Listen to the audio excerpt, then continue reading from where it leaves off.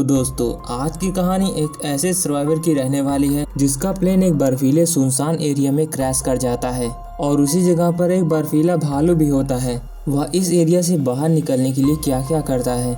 तो कहानी की शुरुआत होती है एक बहुत ही बड़े बर्फीले इलाके से, जहां पर हम एक आदमी को देखते हैं जिसका नाम ओवरगार्ड होता है। वह पेशेवर एक पायलट होता है और उसका जहाज एक बर्फीले इलाके में क्रैश हो गया था और अब यहाँ पर वह बुरी तरीके से फंस जाता है।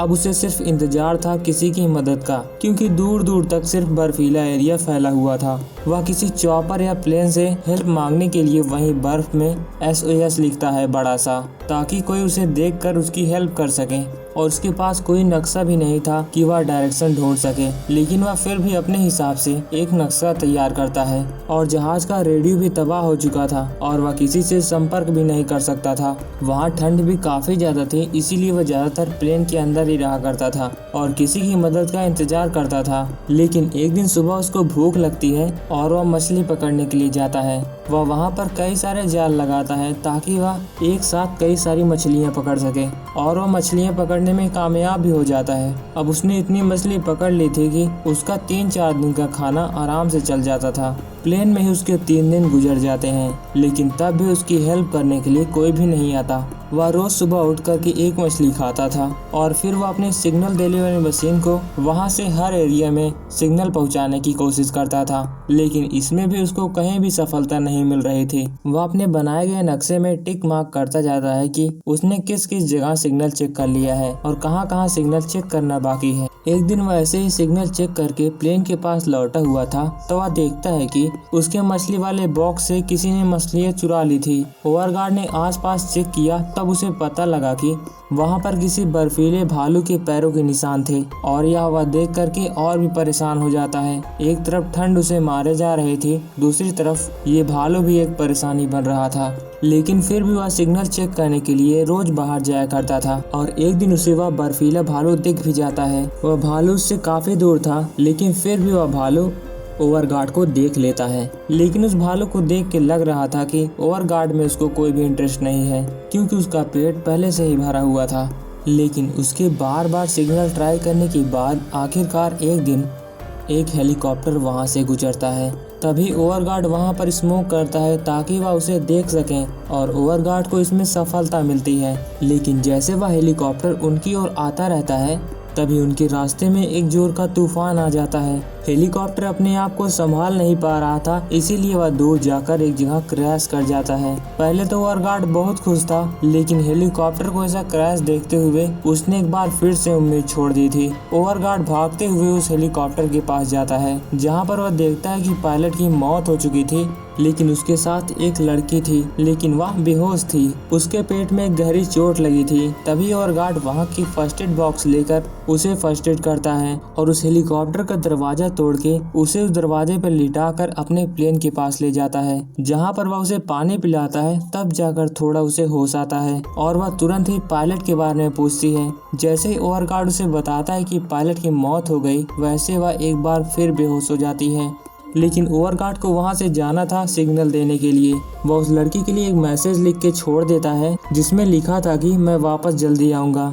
और ओवरगार्ड हेलीकॉप्टर के पास आता है, जहां पर वह पायलट की बॉडी को दफनाकर उसकी आत्मा की शांति के लिए प्रार्थना करता है। जिसके बाद वह हेलीकॉप्टर में से जरूरत का सारा सामान निकाल लेता है और वहां पर ढूंढते हुए एक तस्वीर मिलती है। वह उसी पायलट और लड़की की थी, और ओवरगार्ड समझ जाता है कि यह हस्बैंड वाइफ हैं, इसीलिए वह लड़की तुरंत ही बेहोश हो जा रही थी। जिसके बाद वहाँ का सारा सामान लेकर वहाँ से निकल जाता है। वापस आने के बाद वह लड़की के जख्म की मरहम पट्टी करता है। ओवरगार्ड को यहाँ रहते हुए एक हफ्ते से ज्यादा गुजर गया था, इसीलिए वह खुद को अकेला समझकर वहीं पर रोने लगता है। लेकिन अच्छी बात यह थी कि उस हेलीकॉप्टर में वहाँ का नक्शा था, और ओवरगार्ड वहाँ के नक्शे को देखकर अपनी पोजीशन देखने लगता है, और उस नक्शे में एक रेस्क्यू पॉइंट दिखाई देता है जहाँ पर उसे जरूर मदद मिल सकती थी। तभी उसके फंसाए हुए जाल में कुछ मछलियाँ फंस जाती हैं, और वह ये देखकर काफी खुश होता है। और हेलीकॉप्टर के सामान में कुछ नूडल भी थे, और वह सब कुछ मिलाकर खाना पकाता है, और काफी दिनों बाद उसे गर्मा गर्म खाना खाने को मिलता है। वह लड़की को भी उठाकर खाना खिलाता है, लेकिन उसकी हालत अब भी खराब थी। वह अगली सुबह फिर से अपना सिग्नल चेक करने के लिए काफी दूर जाता है और वह अपने प्लेन पर भी नजर रखे हुए था, लेकिन उसे सिग्नल नहीं मिलता है।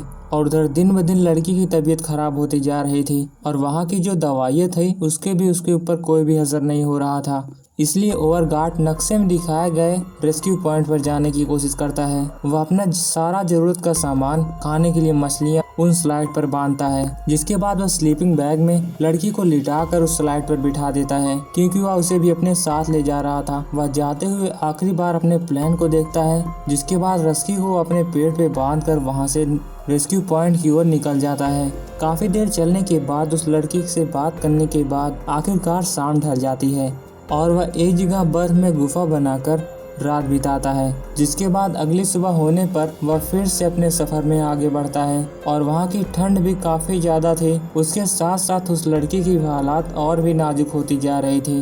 काफी दूर आगे जाने के बाद उसे एक पहाड़ी नजर आती है, जिस पर उस लड़की को लेकर चढ़ना उसके लिए इम्पॉसिबल था। इसीलिए वह पहले सोचता है कि सामान को ऊपर ले जाएगा, फिर वह लड़की को ऊपर ले जाएगा। वह ऐसा ही करता है और सामान को ऊपर ले जाकर रख देता है, लेकिन जब वह लड़की को ऊपर खींचने की कोशिश करता है तो वह बार बार स्लिप खा जा रही थी और काफी कोशिश करने के बाद भी वह लड़की ऊपर नहीं चढ़ पाती।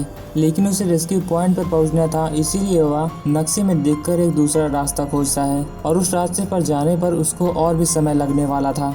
लेकिन दिक्कत उसकी यह थी कि उसके पास सीमित खाना था और उस लड़की की तबीयत भी धीरे धीरे खराब होती जा रही थी। लेकिन फिर भी वह लंबा रास्ता चुनता है। वह नए रास्ते पर आगे बढ़ता जा रहा था और शाम भी ढलती जा रही थी और वहाँ पर वह खाना पकाकर खुद भी खाता है और लड़की को भी खिलाता है। लेकिन वह देखता है कि लड़की का जिस्म काला पड़ रहा था, क्योंकि उसका खून जमता जा रहा था ठंड के मारा। वह यह सब देख ही रहा था, तभी बाहर से बर्फीले भालू की गुर्राने की आवाज आती है। यह वही भालू था जिसको कि ओवरगार्ड ने पहले भी देखा था। भालू उनकी गुफा में घुसना चाह रहा था, लेकिन वह रास्ता इतना सकरा था कि वह अंदर नहीं आ पाता। लेकिन भालू भी कम चालाक नहीं था, वह नीचे की बर्फ हटाने लगता है ताकि वह अंदर जा सके। ओवरगार्ड को भी उस भालू से बचना था, इसीलिए वह अपनी फ्लेयर गन ढूंढने लगता है। काफी ढूंढने के बाद फ्लेयर गन मिलने के बाद वह उसे जलाकर उस भालू को डराता है और वह बर्फीला भालू वहां से निकल जाता है। जिसके कुछ देर बाद ओवरगार्ड बाहर निकलकर देखता है कि खतरा टला या नहीं। खतरा टल चुका था, इसीलिए वह तुरंत ही वहां से निकलने का सोचता है, नहीं तो फिर से वह भालू वहां पर आ जाएगा। वह लड़की और अपने सामान को स्लाइड पर बैठाता है। वह जैसे ही थोड़ा आगे बढ़ता है, एक बर्फीला तूफान वहां पर आने लगता है। वह लड़की को नीचे लिटाकर और अपने स्लाइड से वह ढक लेता है ताकि ज्यादा बर्फ उनके ऊपर न आए। फिर कुछ देर बाद जब बर्फ नहीं थम रही थी तो ओवरगार्ड भी उसी स्लीपिंग बेड में जाकर लेट जाता है जहाँ पर वह लड़की थी। जब तूफान खत्म होता है तो ओवरगार्ड फिर से वहाँ से बाहर निकलता है और वह लड़की को देखता है कि उसकी हालत खराब हो चुकी थी और उसके मुंह से खून भी निकल रहा था। ओवरगार्ड जैसे उसका जख्म चेक करता है, तभी उसे पता लगता है कि उनके पेट में तो इन्फेक्शन हो चुका है, जिससे कि ओवरगार्ड को लगता है कि अब इसे ले जाना ठीक नहीं, यह तो मर ही जाएगी। इसीलिए ओवरगार्ड उसे एक चट्टान के पास ही छोड़ देता है और ना चाहते हुए भी अपने रास्ते पे आगे बढ़ जाता है। थोड़ी देर आगे जाने के बाद ओवरगार्ड एक गड्ढे में गिर जाता है और उसका पैर एक पत्थर से फंस जाता है। वह बार बार वहां से कोशिश कर रहा था निकलने की, लेकिन वह पत्थर इतना भारी था कि उससे निकला नहीं जा रहा था। अब वह हार मान रहा था और वह रोने भी लगता है। वह सोचता है कि भगवान मुझे इसी की सजा दे रहे हैं, क्योंकि मैंने उस लड़की को अकेले वहीं पर छोड़ दिया और वह भी अब नहीं बचेगा। वह ऐसा सब सोच रहा था। एक बार आखिरी कोशिश करने के बाद आखिरकार उसका पैर वहां से निकल जाता है। उसका पैर भी काफी जख्मी हो गया था, लेकिन वह एक डंडे का सहारा लेते हुए उस लड़की के पास फिर से वापस जाता है और अब उस लड़की को होश आ चुका था और वह लड़की ओवरगार्ड से बात भी करती है। ओवरगार्ड उस लड़की से माफी मांगता है, जिसके बाद फिर से एक बार स्लाइड पे बिठाकर वह लड़की को खींचते हुए रेस्क्यू पॉइंट तक पहुंच जाता है। वह थोड़ा ऊपर जाकर देखता है कि उसे एक हेलीकॉप्टर दिखाई देता है। वह उसे बार बार बुला रहा था, लेकिन कोई उस पर ध्यान नहीं दे रहा था और वो वहाँ पर फ्लेयर गन भी जलाता है, लेकिन अफसोस उसके ऊपर किसी की भी नजर नहीं पड़ती और वह हेलीकॉप्टर टेक ऑफ करने लगता है। तभी ओवरगार्ड अपनी जैकेट उतार के उसे जलाने लगता है ताकि अब भी किसी की नजर उसके ऊपर पड़े, लेकिन ऐसा नहीं होता। अब ओवरगार्ड पूरी उम्मीद छोड़कर वहीं पर लेट जाता है, मगर हम तभी देखते हैं वह हेलीकॉप्टर फिर से उन्हीं के पास आता है और आखिरकार उन्हें रेस्क्यू कर लिया जाता है और ये मूवी यहीं पर खत्म हो जाती है। इस कहानी से हम यह सीख ले सकते हैं कि कोई भी समय आ जाए, हमें कभी भी अपनी हिम्मत नहीं हारनी चाहिए। हर समस्या का सामना हमें डट कर करना चाहिए। तो अगर आपको वीडियो पसंद आई हो तो लाइक कीजिएगा और ऐसी मूवीज पाने के लिए चैनल को भी सब्सक्राइब कीजिएगा। मिलते हैं किसी और इंटरेस्टिंग मूवी के साथ, तब तक के लिए बाय बाय।